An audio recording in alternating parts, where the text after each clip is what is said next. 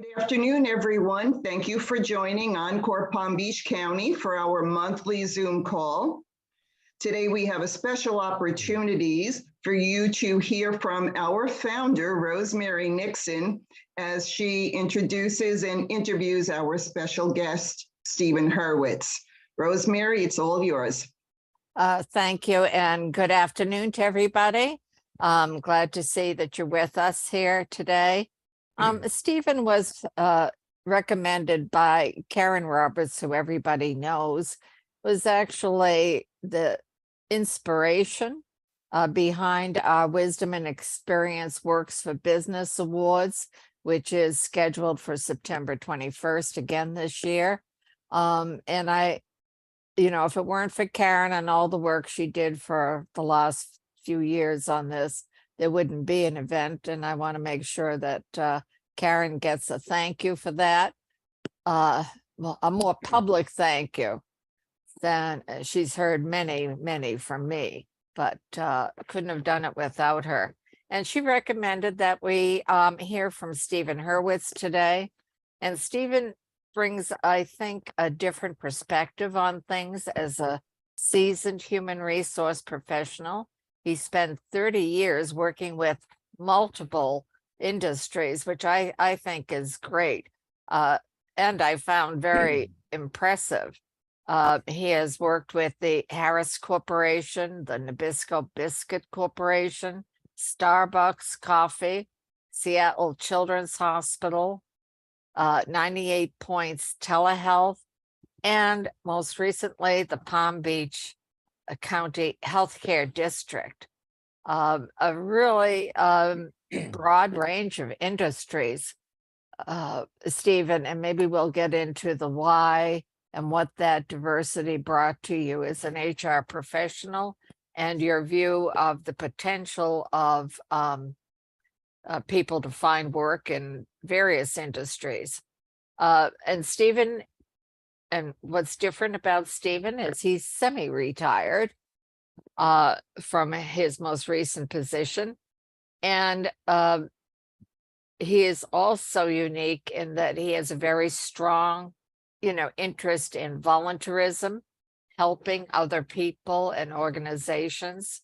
And the result of that, he has established his own consulting, coaching, and change management and leadership development practice called SGH Associates. So I think the first thing that we should talk about, Stephen, is why semi-retired? Why not full-time any longer? Why did you start your business? And, what's your biggest goal in starting that business? So that's an excellent question and a great introduction. Thank you. And also very nice to meet everybody on this virtual session. So as Rosemary stated, I started my career 30 years ago, and I started it in Melbourne, Florida with Harris Corporation, which at that time was a very large DoD business. And I learned in my first 4 years there that what I went to school for and what my passions were related to human resources aren't always going to be able to be realized within the workforce. And so very early in my career, I had made the decision that I want to do as well as I can professionally for as long as I can. But my true goal was at some point in time when I'm still motivated and I still want to help people in doing the right thing, that I would step out of corporate America and I would do that through my own business. And so one of the things that I learned and in being a human resource executive is that you always want to do the right thing, and you always want to do the right thing for the employee, and you're learned to balance doing the right thing for the employee with the right thing for the business. And depending on your CEO, depending on your executive team, sometimes that sways more to helping the employee. Sometimes that sways more to only helping the business. And what I want to do is help people on the people side, because that's where I feel like a lot of the decisions tend to fall more on the business side due to many different reasons. Sometimes it's politics, sometimes it's necessary, sometimes it's not necessary. But as part of SGH Associates, I want to help business leaders really understand that balance and make the decision that's best for the employee every opportunity they can. Stephen, are you consulting, just to clarify, are you consulting with companies primarily, or are you working with individuals who are looking for work? That's an excellent question. So I stepped out of corporate America at the end of December. And so I am about 100 days into my SGH Associates. Today, I am working with 4 corporations, 1 large, 3 small, and I'm also doing 3 clients on the coaching side. So I'm working with 3 individuals to help them. Each of them are struggling within their careers, and each of them are looking to figure out whether they stay within the organization they're in or whether they go and do something that's better for them and better fit for their skills and experiences. To your knowledge, Stephen, is that a little bit different than what most people are doing? My observation after 6 years of working with Encore is that people tend to either be helping companies find workers or craft HR policies and so forth, or they tend to be on the career coaching side, not having been in HR. Do you think that what you're doing is a little different, bringing the HR perspective to not just to companies, but to individuals looking for work? Absolutely. I feel like with my 30 years of experience across 5 different industries, reporting directly to 4 different CEOs, I've learned enough knowledge on both sides of the equation that I can really make a difference in both of them. So I do think that it's unique. I would say that, as you mentioned, I believe in the importance of volunteering. Right now, the 3 coaching sessions I'm doing are for individuals, and I'm doing it on a pro bono basis because they're individuals that I've known in the past who can really benefit from some very good coaching. And that is a way for me to give back to the community that I'm really proud of. Thank you, Stephen. Appreciate that.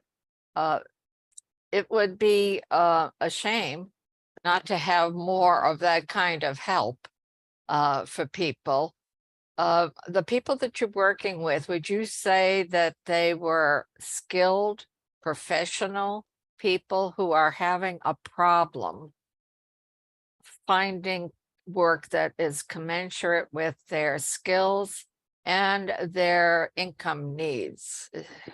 The answer to that is yes, which is why I was so excited to take this opportunity to work with Encore PBC. 2 of them are still currently employed, but they feel that their skills are not valued any longer. They haven't seen progression in their career. They haven't seen financial progression within their career.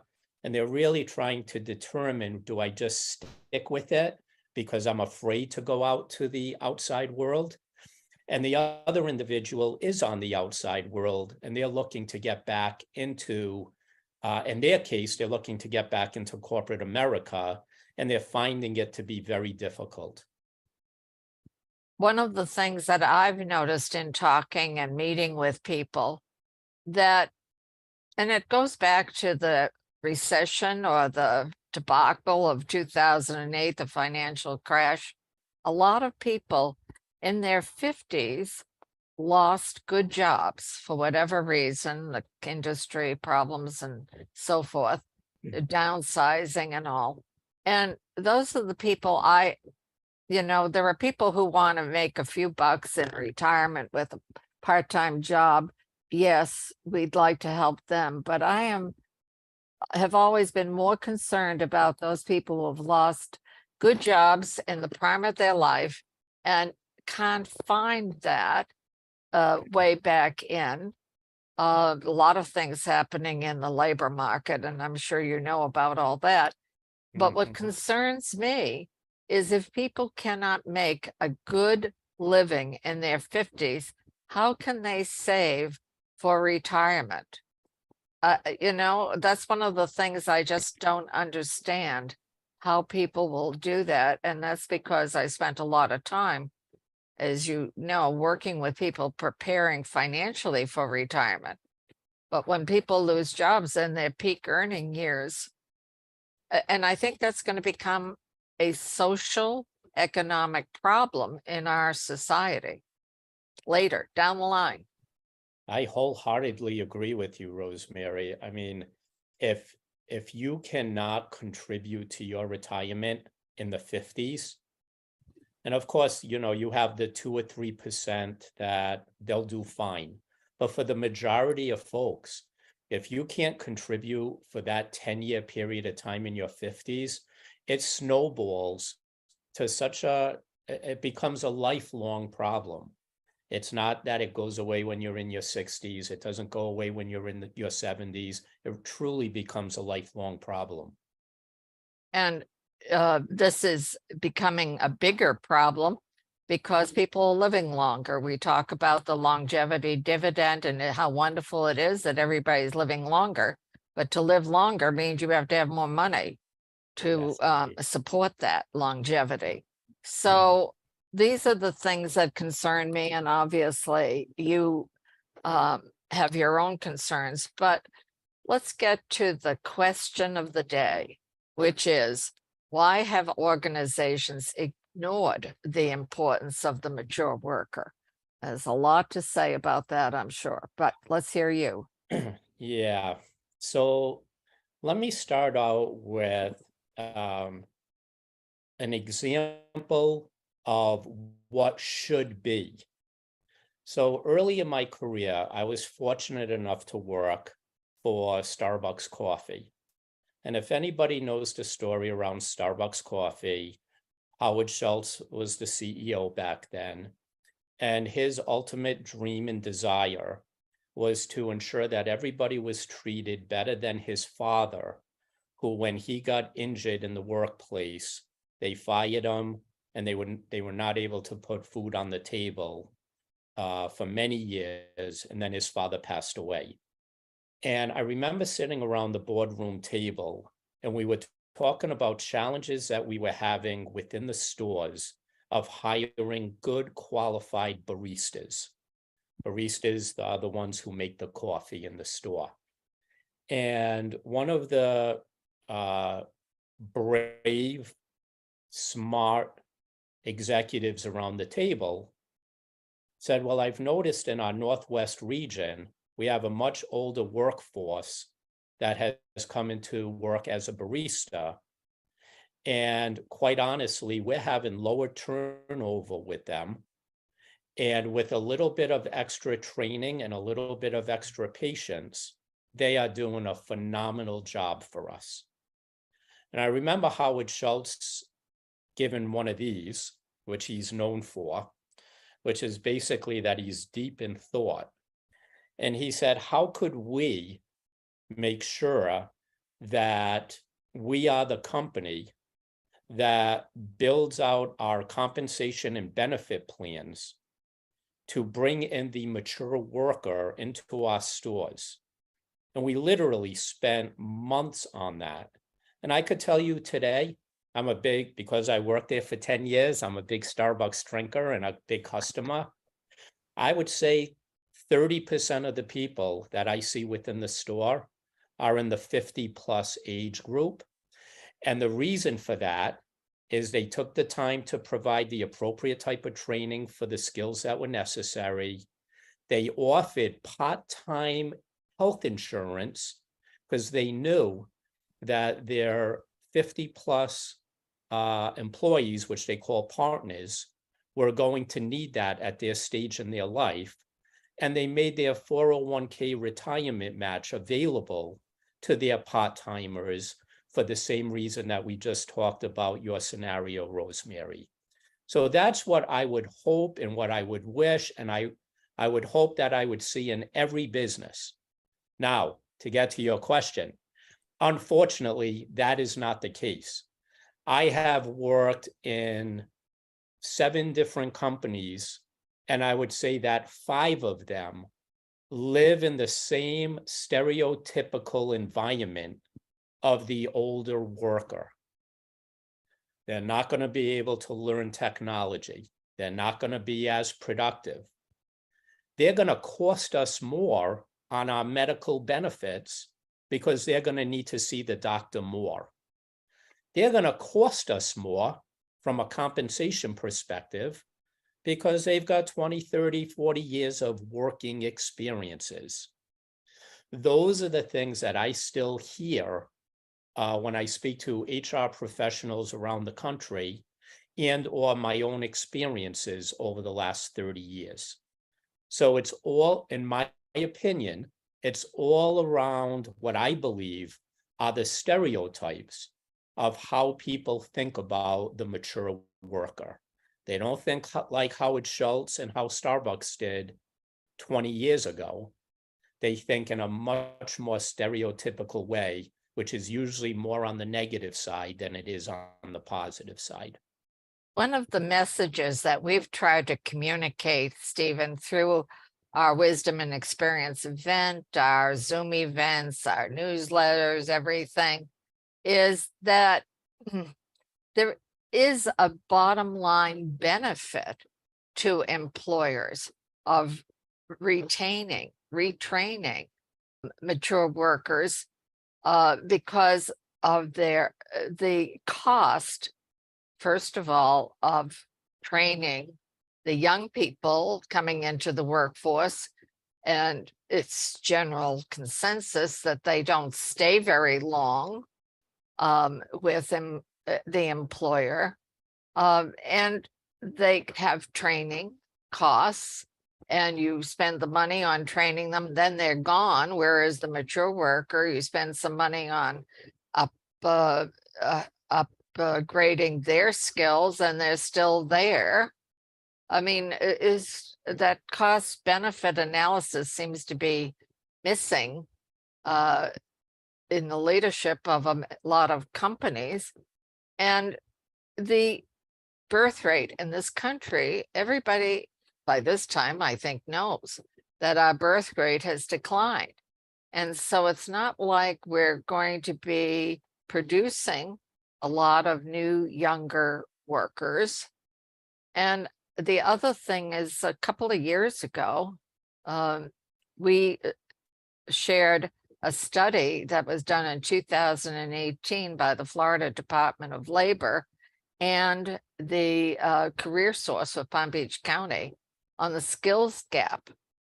Thousands of companies were surveyed, and they almost to a man said the younger people coming in don't have basic skills, communication skills, technical. They might have some technical skills, but communication skills, they don't even show up on time.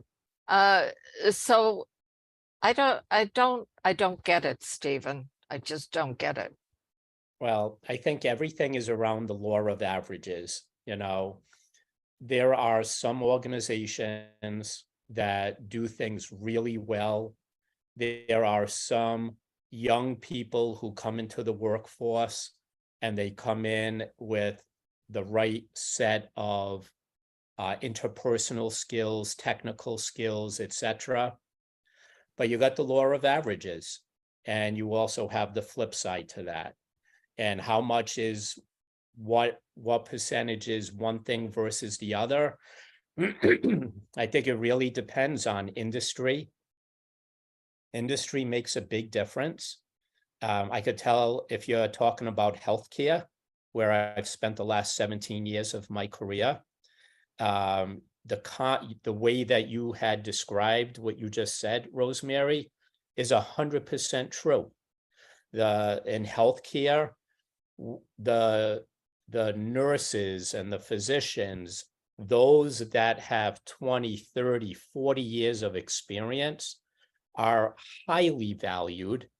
And those who are coming in as a new RN, a new nurse, a new PA, a new NP, there's a lot of work that they have not learned within their programs to get them ready to be taking care of people, more so on the social side than on the technical side.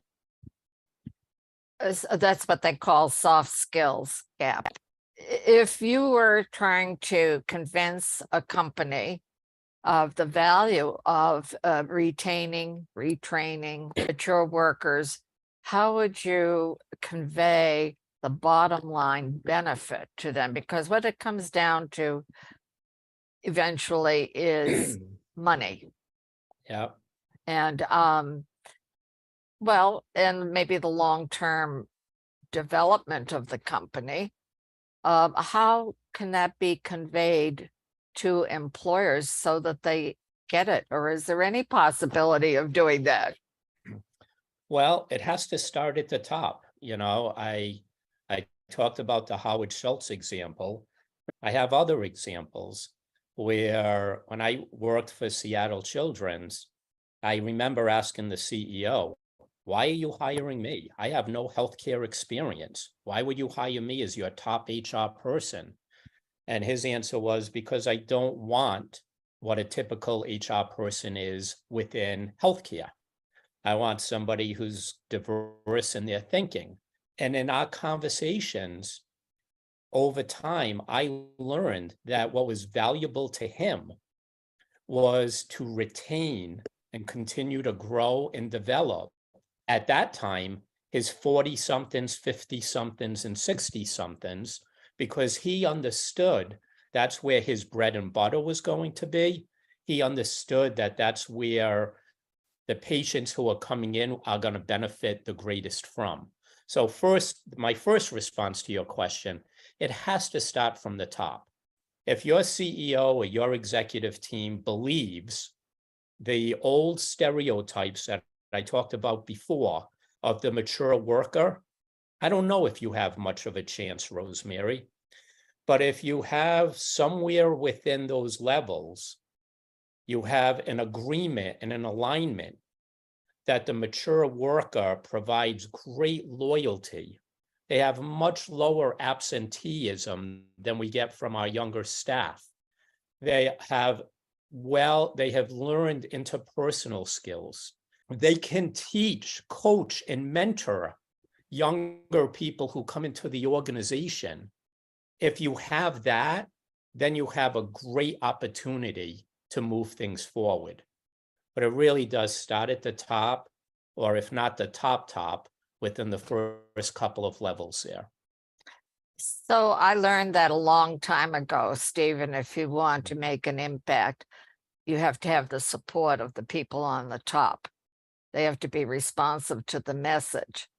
And maybe there needs to be better ways of working with them than we've seen to date. But I guess failing that, having it come from the top down, to what extent do you feel that HR professionals can push the message up? Are they being effective in doing that? And I know we have HR people on the call, people with that background experience like Karen. Can it go from below up? So the answer is absolutely yes. I have this saying, which in the HR world, people know what I mean when I say this, that when I go into an organization, I always want to take the organization from a personnel department and turn it into a world-class human resource department. So if you have the right HR leader who isn't focused on the old way of HR, it's all about the paperwork, it's all about the benefits, it's all about the administration, and you have people who truly understand the value of human resources and they have a seat at the table, it's those people that can move this snowball up the hill. And I'm happy to say that 20 years ago, my peers, and I'll even put myself in that category just to be safe here, we were more in that personnel bucket.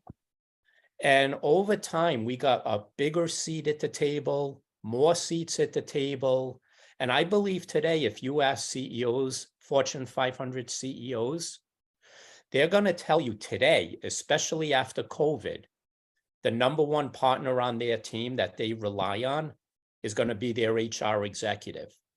You'll still have some who will say their CFO. You'll have a couple who will say their IT person. But the majority today are going to say their chief human resource officer. And that's good progress. Okay, that's hopeful. Sometimes we wonder if, the focus on short-term profit and shareholder benefit has, poisoned the long-term view of human development in companies. And that sounds very promising. So yay to those HR people who are able to do that. And So to those CEOs who are progressive in their thinking. can we create a resource directory of those CEOs here in Palm Beach County for people who are looking for work? That would be a great task. Well, there you go. There's your retirement. Maybe somebody will pay you to do that. You know what, Rosemary, you could probably ask the human resource people in confidence, and they could tell you who those CEOs are.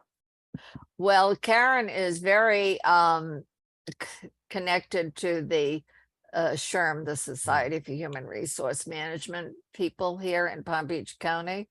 Well, she probably has a little bit of an insight, and but that would be really useful to know, wouldn't it?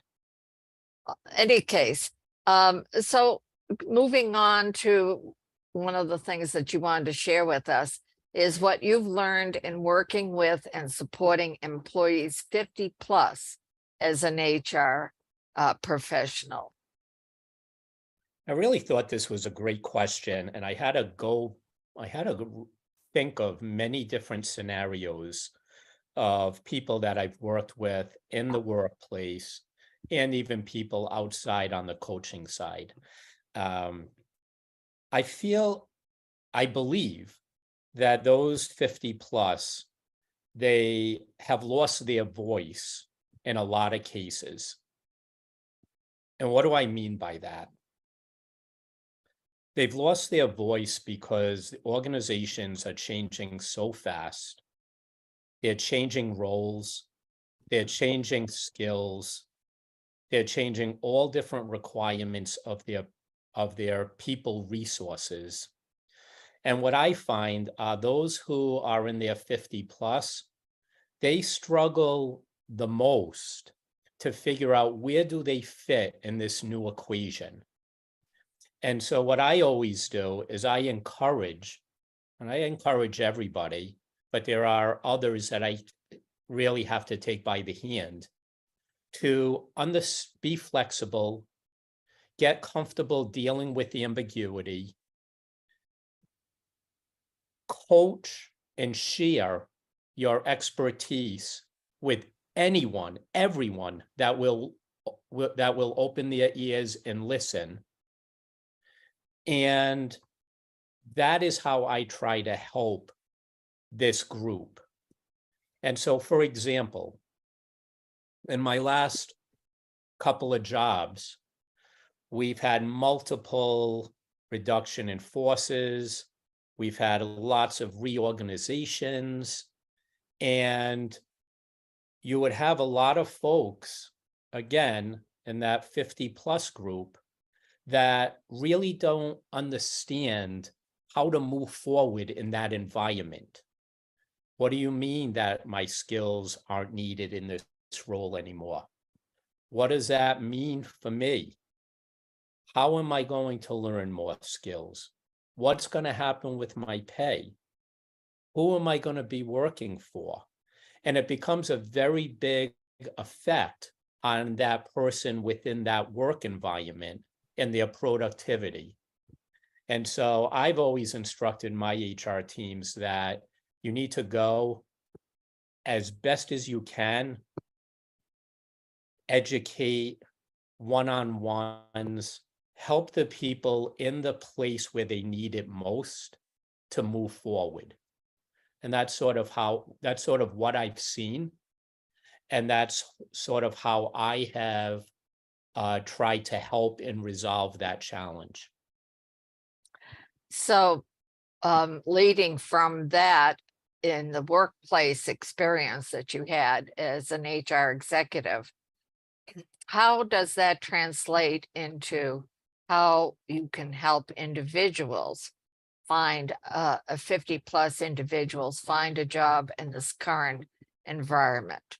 What are the things that you focus on with them, encourage them to do, to learn, or whatever it is,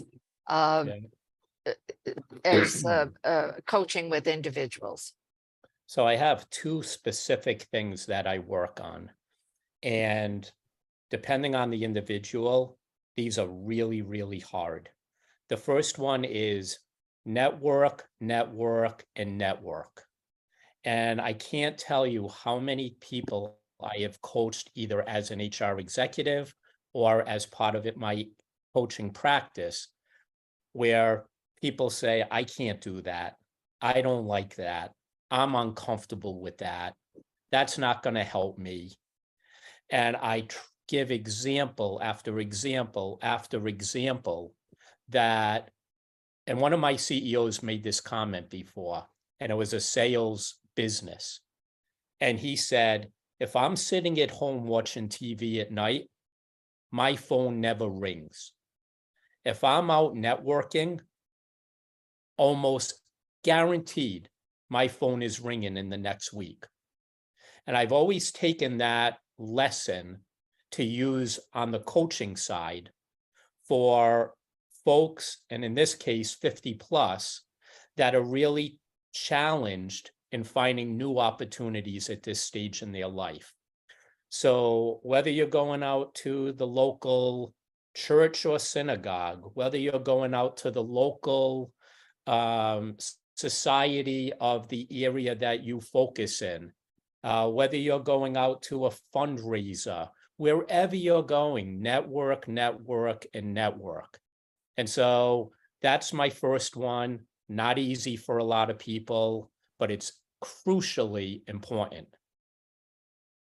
My second one, which is a little bit easier for folks, but sometimes they have a tough time understanding the real value of it, is to go and take online certification classes. There's nothing more powerful to a recruiter when they're speaking with you to understand your current skill sets. And you say, you know, over the last 6 months, while I've been out of work, I have signed up for a business acumen class. I have signed up for a leadership class. I have learned Microsoft Office, which I never understood before.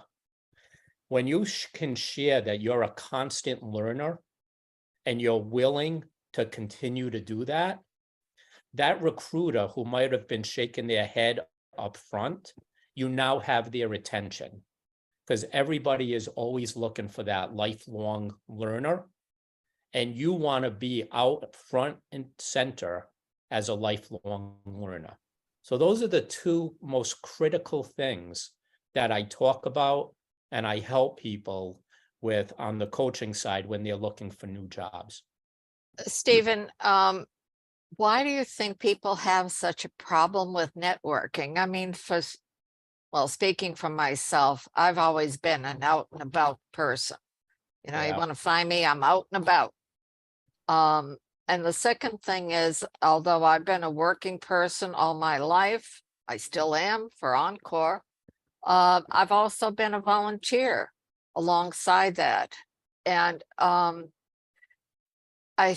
of the things that we have become aware of is that whole sense of community in our country has declined, and volunteerism has declined, particularly here in Florida. We've seen this research on that.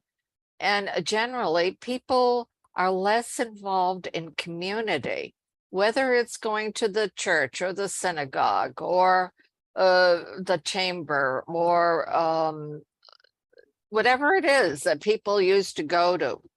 They don't go to any longer. And I keep wondering, and nobody really seems to have an answer for this. Why are they not doing those things any longer? Is it because Well, they have too much work, too much family obligations, or are they, well, at home on their devices, which is what a lot of people think is the case? They're on the computer or watching television or whatever it is that people do, but it isn't connecting with people, and that is how you find out things. So what is it, Stephen, that makes them reluctant to network? So I'll answer the first part of that question first, and that is, for a lot of people, it is extremely uncomfortable. So I'm gonna be vulnerable, and I'll use myself.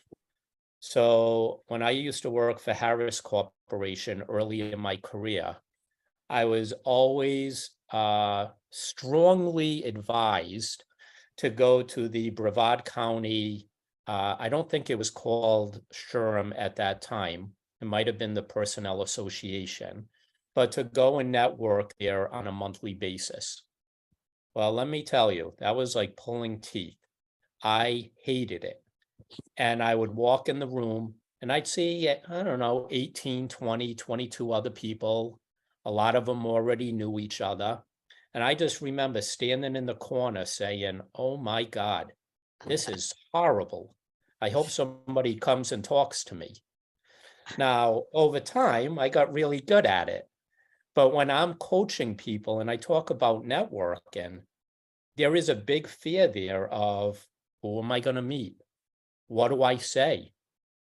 How do I say it? What if no one comes to talk to me? I'm not comfortable going to talk to others. And so there's a very big social component to that a lot of people, and when I say a lot, it's probably 50-50. So, we've got our Rosemarys on one side that are just really good at it. And then we got this other 50% that fall in the category of me 30 years ago to even me today. If you tell me go network, and I do a lot of networking, it is never my favorite thing to do until I'm in the middle of it. And I'm like, oh, this is great. But getting in that car and going and walking in, that's a tough feat for me. So I understand there's both sides. So I really think that's part of the answer to your question, Rosemary. So how do you help people overcome that if they need to make contacts? It's constant role playing. So with two of my three folks that I'm doing today, we meet in person. One is virtual. But when we meet in person, I am a big, huge believer of role playing. And so I literally stand up. I say, come introduce yourself to me. Why aren't you looking me in the eyes? Why was that such a weak handshake? What is your elevator speech? Well, what is an elevator speech? Well, what are you going to say to me when you do meet me? Are you just going to say hi and be quiet? What is it that you want to say? How are you going to introduce yourself? And so role role playing. And then when the person's confident enough, you find the right networking opportunity for them to go to their first networking event. And you try to build confidence one step at a time. So that's how I do it. Now, I will tell you, virtually, it's more difficult. I try to do some of those things virtually, and it's not as easy. Okay. Well, confidence, I think, is a real problem for a lot of people. And maybe rather than focusing on how they present themselves to others, although they do need an introductory thing, maybe if they focus more on being curious about the other people, it Yes. might be helpful. Yes. You know, who are you? What can I do for you? What do we have in common? That kind of thing. Yeah. Anyway, so you have your hands full. The last question that I want to talk about Steven, and then maybe we can open up for questions from the other folks. What are the real challenges you see for the 50+ employees, those still working and those trying to get it back into the workforce at decent jobs, at decent pay? What are the challenges you see for them today? Well, for those that are still in the workforce, do everything you can to be present, to share your knowledge and your experiences, even when you're not asked, to show that you're willing to be flexible with whatever it is that the organization is striving for. Be confident and show that you're able to deal with a certain amount of ambiguity. And always ask, how can I help? And what can I do more of? To me, if you're doing those types of things while you're in the workforce, and if there is going to be a reduction in force or some major reorganization, even those CEOs or HR leaders that may not be fully progressive, they're going to always remember those who are always asking, how can I help? What can I do more of? How can I assist you? So that would be my greatest guidance and coaching to those in the workforce. For those out of the workforce, I find that to be even more difficult today. There are certain sectors, travel, tourism, healthcare, insurance, where I would say jobs are aplenty.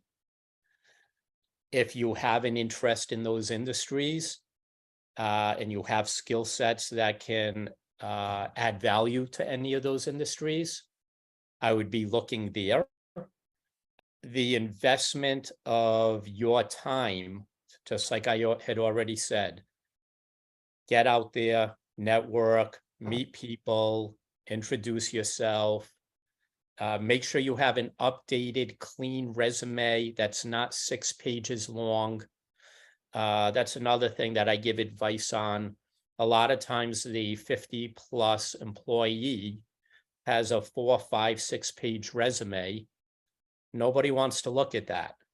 And so I always provide them coaching and guidance. How can we get this to 2 pages? How can we focus it on the 3 to 5 bullets in each job that are going to be most valuable to this employer that you're applying to? Reach out for help. Those would be my coaching recommendations at this time. Would you agree, Stephen, that there seems to be a lot of turmoil in the labor market these days? I mean, on the one hand, people are saying they can't find employees. Other people are saying they can't find jobs. The official position of the government is that we're at full employment, and yet we know all these people who don't have jobs and want to have jobs. Yeah. And a low unemployment rate doesn't necessarily mean anything. It just means that there are people who are perhaps filing for unemployment compensation, but a lot of people who have given up looking. So I wouldn't blame people for being confused as to, what's going on. Without a doubt. And no one's paying attention to the underemployed. And that to me is a big area of frustration for many. And I'm sure there's a lot of people in the 50 plus group that fall into that category, which is really difficult. It is very confusing. I turn on the news all the time, and I'm a financial guy, even though I'm an HR guy.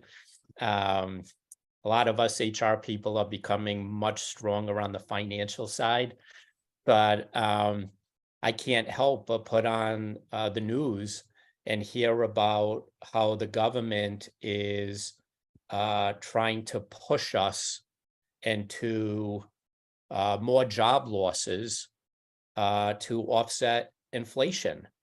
And I just sit there and I scratch my head. And then I speak with people who are like, what's wrong with me? The unemployment rate is like 3.5%. Why can't I find a job? And it's always the education of that's just a number. There's so many variables that go into that number. There's so many other variables that aren't even considered. And education, and try to help people through that turmoil. But watching the news, watching financials, reading the newspaper, that is not going to help people understand what's really going on within the economy today. Thank you, Stephen. Christine, do we have any questions in the chat? And then we'll open it up for in-person questions. No questions yet, but we do actually, Mark actually did a comment, and I'm trying to pull that up there. And he was talking about other ways to help people get comfortable with networking, and he suggested take an improv class. He found that can make his most introverted clients come out of their shell. Okay. It's a great example. Thank you for sharing that. Okay. And All right, Eduardo folks. has his hand up. Eduardo. Okay, Eduardo. Good afternoon. Stephen, thank you so much. You were fantastic. You have such a relaxed way of expressing yourself. I love that. Thank you. You're going to be a great consultant. Thank you. I am in my mid-70s chronologically.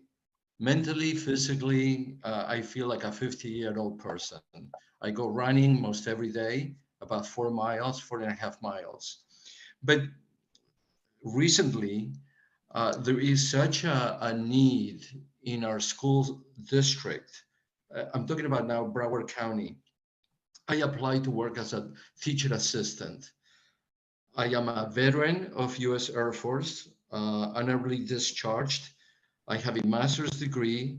I have an incredible background in business.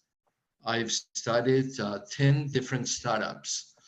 And I am retired. I'm still a partner in a chain of health food stores. But I had only, I couldn't get an interview. And not only that, but just to go through the actual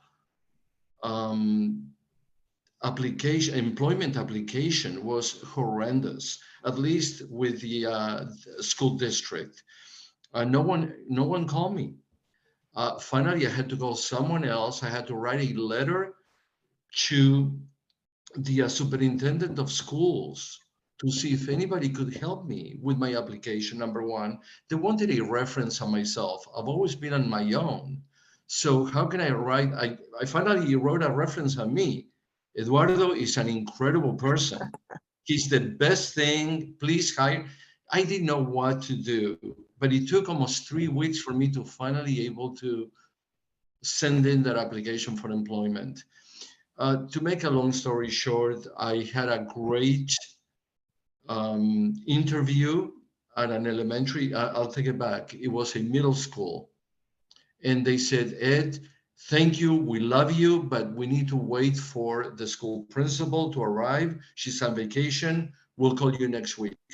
I waited a week, I waited 2 weeks, I gave them a call. Ed, I'm sorry, let me get back to you. 2 months later, I'm still awaiting a phone call. So there is such a need for good individuals. And of course, I've been with junior achievement forever. I love to volunteer, mostly our youngsters. And I work with this school here near Pembroke Pines called Everglades High School. And I share my knowledge they have this incredible entrepreneurship class. And I share my knowledge with the students. And but again, no one wants to take advantage of my abilities, my background, my education, nothing. Just it's heartbreaking sometimes. It, it is heartbreaking. Thank you for sharing that. And also thank you for your service. You did all the right things. So what I would basically coach someone is, if you're having trouble with an application, if you're having trouble getting somebody to call you back, utilize other tools, whether they're LinkedIn or other tools. Try to find other people. In this case, it was the superintendent. Very easy to find out who the superintendent is of the school district. Reach out to that person. Get them to communicate with you. You did that. That was fantastic. You got to the next step. You got help with your application. You had your interview, and then it fell apart. The only other guidance I would have given you in that case is, just like you did with the superintendent, I would have done, and maybe you did, I would have done the same thing with the school principal. That, here's the process I went through. The superintendent was very helpful. Your staff was great during the interviewing process and helping me.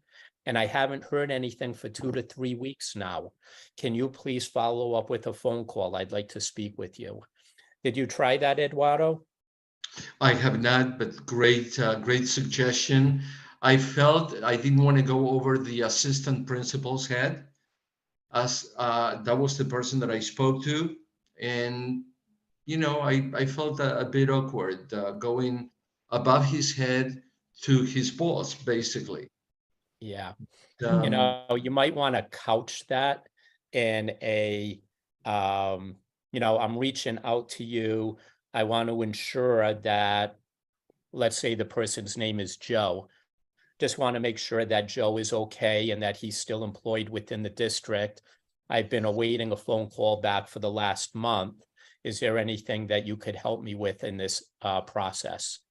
That way it doesn't seem like you're, formally going above head at that point. Beautiful. Thank you so much. You're I know very that Mark welcome. is hand up as well. Yes, Mark? Yeah. Schools are strange beasts. They will not hire you unless they know you. I've noticed that. So number one is walk into the school and meet the principal secretary. Mm-hmm. 2, you may consider student teaching, not student teaching, but substitute teaching. Interesting. There's a huge shortage of substitute teachers.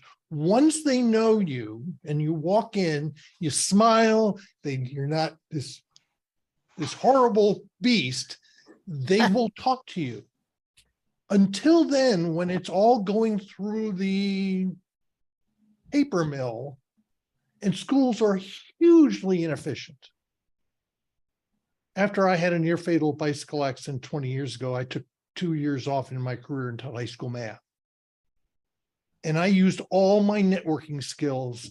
I walked in, I would hand my resume to this principal secretary. I would email it in and I would fax it in. I got hired 2 weeks before school started, when they absolutely had to hire somebody. And I went through an alternative certification, and they already contacted a 25-year-old in my certification class, and she immediately called me and said, Mark, there's a job open in Aikens. And I immediately did all of that. Really good Okay. advice there. Great suggestions. Thank you, Mark. Well, Steve, I'm sure there's no lack of people who need help from people like you. Are there any other questions, Christine? Anybody with their hand up who needs? I'm not seeing any, but Come if on, someone. Karen, step up here. You must have either a comment or a question or something. I'm a lifelong learner, so I'm really learning today, and it's just fascinating, to hear. And I appreciate Stephen very much, and Eduardo and Mark for sharing, and other folks who kind of are thinking of their own situation and, how do they feel about networking or doing these kinds of things. I'll just share, I heard something on an NPR radio show the other day, and this gentleman was talking about he had gone to his therapist about this certain situation, and the therapist said, well, what you have to remember is there's two things. Is something difficult or is it dangerous? And if it's difficult, you can work through it. And so this particular person says, once I realized, in this case, networking, if you have a fear of networking, what's the worst thing that could happen? You can't think of something to say, or they say hi and move on to somebody else, and then you got to approach. They kind of helped, this gentleman said it helped him see the difference of difficult versus dangerous. And I kind of like that, because Good point. okay, what's the worst that could happen? You can't think of something to say. You don't have anything in common. You move on to the next person. So I appreciate all the encouragement about networking, because it certainly is something that I'm sure a lot of people struggle with. It doesn't perhaps come naturally to everybody. So thank you, everybody, for sharing. Is there some encouragement, though, from a trend line standpoint, around the stereotype that we all understand, that's been in place? It seems like that the stereotype isn't changing, right? With all this knowledge and awareness of, the benefit of mature workers. So what stops that from, having an improving trend line? David, I think that's a great question, and I think it's very industry specific. I would go out on a limb and say, in general, it has not improved that much in the technology and the banking side. It has changed significantly on the healthcare side. I've seen some positive changes on the retail side, and certainly on the hospitality side. And I do believe that there are some really good positive trends in certain industries. Do you see any industries beyond the ones you just mentioned, Stephen? Are there others? I mean, I really feel that the retail, the healthcare, the hospitality, and in some cases, surprisingly, on the insurance side, I've seen some positive trends moving forward. Banking and technology and manufacturing, it's going to take a lot of time and a lot of great HR people within a lot of organizations. I see we have one more question. Judith? Yeah, I have a quick question. You briefly hit upon part-time workers. Now, I'm also of an advanced stage, and I would like to work part-time. What do you see as the future for part-time workers? We don't need benefits, although I would love to get dental.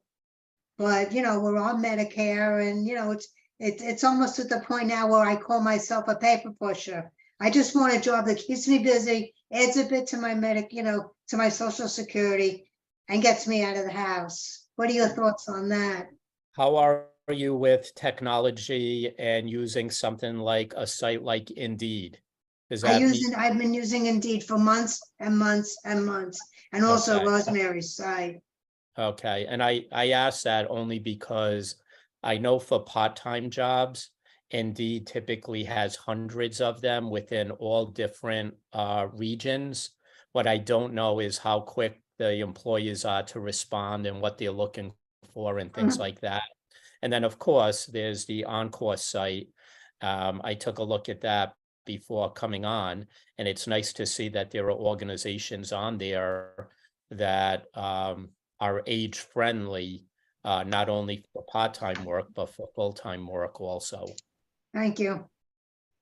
Okay, well, thank you, Stephen, for that endorsement. Of course. Because what we're trying to tell people is that there are employers in Palm Beach County who would welcome the mature worker if they're having frustrations with Indeed. I was in the pool for my usual swim this morning, and a woman told me that she actually did find a job through Indeed, and it was a part-time job, and it was with the school district in Palm Beach County.